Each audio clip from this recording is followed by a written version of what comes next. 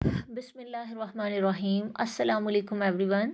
Today we are going to learn about a poem, All the World's a Stage by William Shakespeare. First of all, I'm going to describe it in Urdu. After that, I will do explanation in English. I will give you an overview of this poem. इस poem में William Shakespeare ने एक overview यही दिया है कि एक जो इंसान है, कोई भी मर्द है या औरत है, वो इस दुनिया में आता है और 7 अपने रोल्स अदा करता है और इस दुनिया से चला जाता है। उसने इंसान की लाइफ को 7 पार्ट्स में 7 स्टेजेस में डिवाइड किया है। फर्स्ट स्टेज होती है जब वो इंसान इस दुनिया में आता है और नर्स के आम में म्यूलिंग और पुकिंग करता है, यानी रोता चिल्लाता है।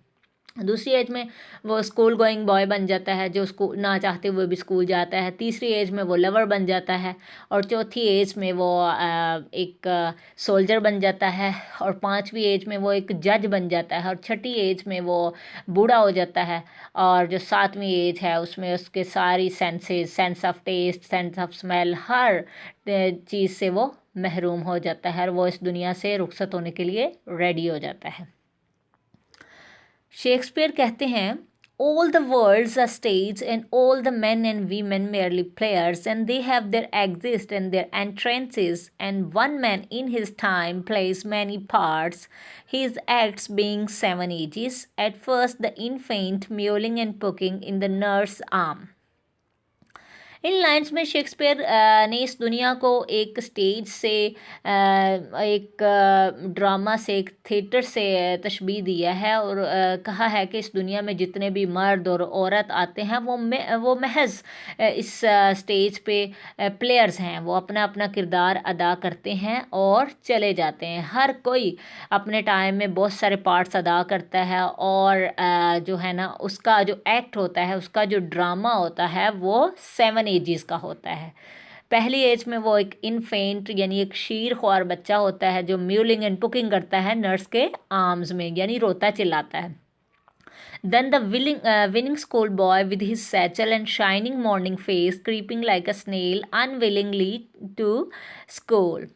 फिर वो क्या, एक स्कूल बॉय बन जाता है अपने बैग, जिसने एक बैग लटकाया होता है और फिर उसका खूबसूरत चमकता हुआ जो फेस है वो चमक रहा होता है, लेकिन वो ना चाहते वो स्कूल जाना नहीं चाहता। वो स्कूल की तरफ ऐसे जाता है जैसे एक स्नेल, जो एक एनिमल है, वो अपने पेट के बल चलता है, यानी वो ना चाहते हुए भी आहिस्ता आहिस्ता स्कूल की तरफ जाता है। And then the lover, sighing like a furnace with the woeful ballad made to his mistress's eyebrow. फिर वो एक लवर की एज में आ जाता है जो आहें भरता है, जैसे भट्टी की तरह जलते हुए आहें भरता है और वो अपनी मिस्ट्रेसेस, अपनी महबूबा की आईब्रो की तारीफ़ में वो फिल बैलड लिखता है, यानी गमनाक सॉन्ग गाता है, गमनाक शायरी करता है, अपनी महबूबा के आईब्रो की तारीफ़ करते हुए इस तरह की वो शायरी करने लग जाता है।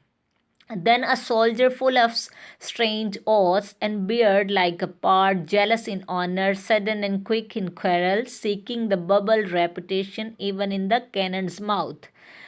फिर क्या होता है, वो एक सोल्जर की एज में दाखिल हो जाता है जो अजीबो गरीब किस्म की कस्में खाता है और तेंदुए की तरह अपनी दाढ़ी रख लेता है और अपने ऑनर के, इस दुनिया में ऑनर, फेम, रेपुटेशन हासिल करने के लिए, वो रेपुटेशन जिसकी जो लिमिट है, वो जिसकी जो ड्यूरेशन है वो एक बबल से ज़्यादा नहीं होती।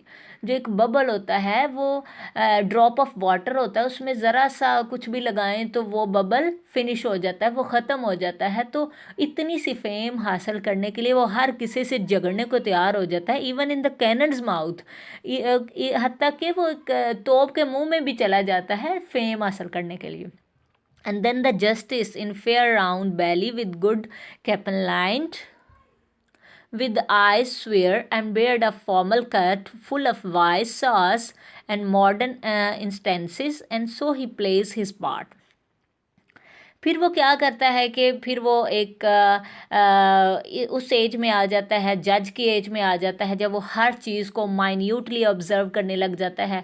वो उसकी जो स्वीयर आइज़ हैं वो हर चीज़ को ऑब्ज़र्व करने लग जाती हैं और वो मेच्योरिटी के लेवल पे होता है और अपनी एक दाढ़ी का, जो पहले तेंदुए की तरह रखी हुई थी, पहले फैशन का स्टाइल था, लेकिन फिर वो मेच्योरिटी की लुक में आ जाता है और फिर वो अपनी दाढ़ी भी, उसका भी जो कट है वो फॉर्मल कर लेता है और उसकी जो बातें होती हैं सारी सारी की सारी विजडम से बड़ी होती हैं। वो अपनी बातें जब भी कोई बात बताता है तो किसी न किसी ज़रबुल मिसल का, किसी न किसी दानिशमंद आदमी की एग्ज़ाम्पल दे के तो कोई बात बयान करता है। इस तरह वो अपना पार्ट अदा करता है। The sixth age shifts into the lean and slippered pantaloon with spectacle on nose and pouch on side।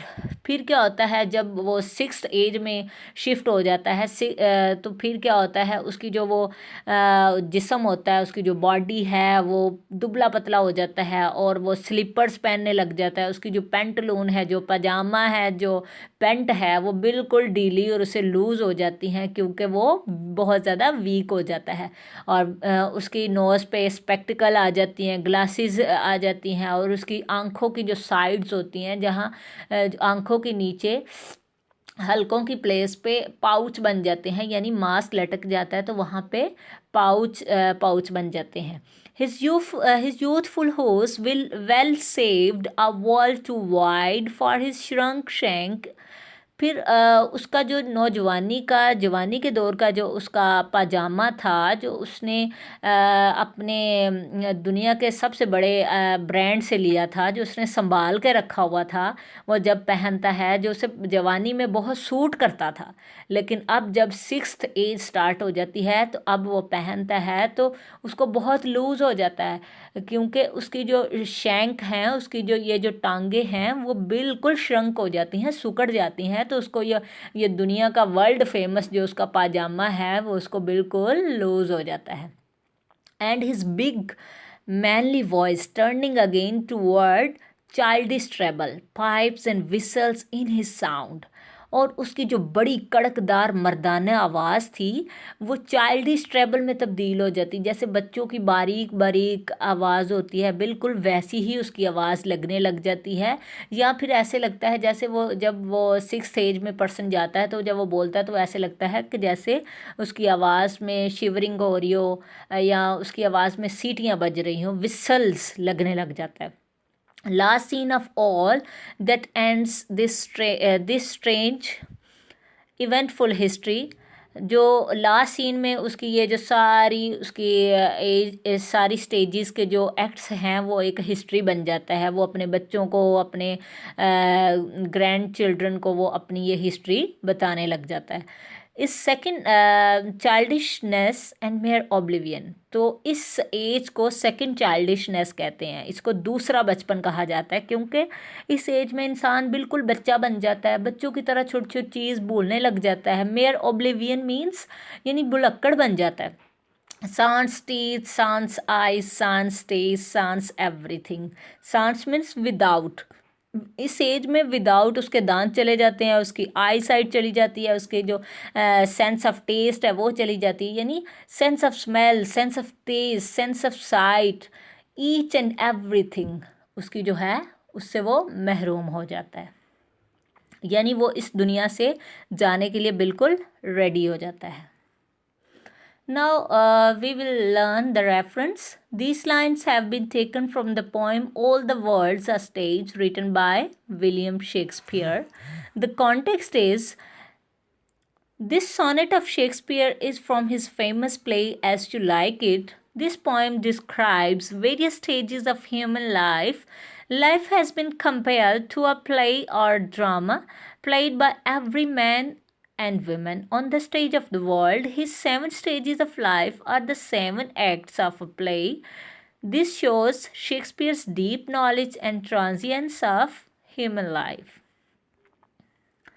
Now I will do explanation all the stages one by one. All the worlds are stage and all the men and women merely players. They exist and their entrances. One man in his time plays many parts, his acts being 7 ages. At first, the infant mewling and pucking in the nurse's arms. In this poem, 7 Ages of Man, Shakespeare compares the entire world to a theatrical stage where all the human beings perform their allotted role given by the god.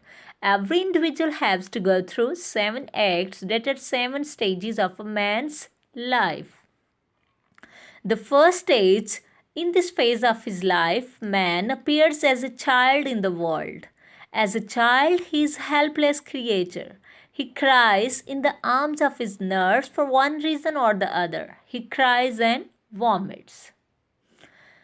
Then the winning schoolboy with his satchel and shining morning face, creeping like snail, unwillingly to school, and then the lover, sighing like a furnace, with the woeful ballad and maid to his mistress's eyebrow. The next phase of his life, man appears as a child in the world. He goes to school with the bag hanging from his shoulder. He goes to the school creeping like a snail. He marches to the school unwillingly. In the third stage of his life, a man plays the part of a lover. He grows into a young man full of desires, ambitions, and dreams. He becomes a romantic young man. He falls in love and sighs like a furnace. He begins to write sad poems to his beloved. He cannot control his sad feelings. Now, the students, your diary. The diary is poem All the World's a Stage. Learn and write 3 stages with the reference to the context on your notebooks. That's all for today. Thank you.